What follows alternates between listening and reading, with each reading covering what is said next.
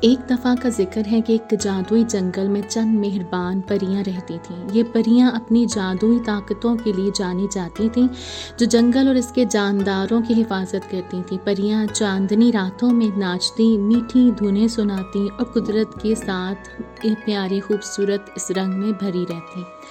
ایک دن جب وہ جنگل کی ہوا میں اڑ رہی تھیں، انہوں نے ایک ایسا درخت دیکھا جو باقی درختوں سے بالکل مختلف تھا۔ وہ درخت بہت بڑا تھا، اس کے پتوں کی چمک ایسی تھی جیسے ستاروں کی چمک ہو، اور اس کا تنا پر عجیب و غریب چمکتے ہوئے نشان بنے ہوئے تھے۔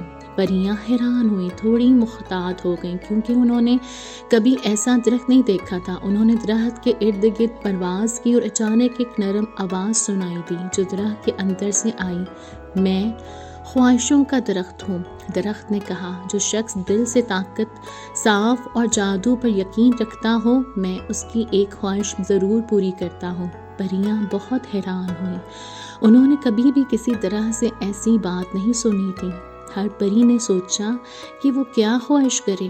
ایک ایک کر کے پریوں نے اپنی اپنی خواہش درخت کے قریب سرگوشی کی، امید کے ساتھ کہ ان کی خواہشیں پوری ہوں گی۔ کچھ نے جنگل میں امن کی خواہش کی، کچھ نے مزید خوبصورتی کی خواہش کی، اور ایک پری نے تمام جانوروں کی دیکھ بھال کے لیے مزید وقت کی خواہش کی۔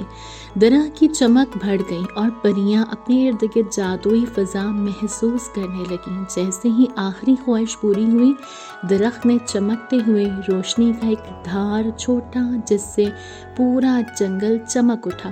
پریوں نے محبت اور شکر گزاری کا بے شمار احساس محسوس کیا، اور اس دن کے بعد جنگل پہلے سے بھی زیادہ سرسبز اور خوشحال ہو گیا اور خوبصورتی سے چمکنے لگا جس کا انہیں اندازہ بھی نہ تھا۔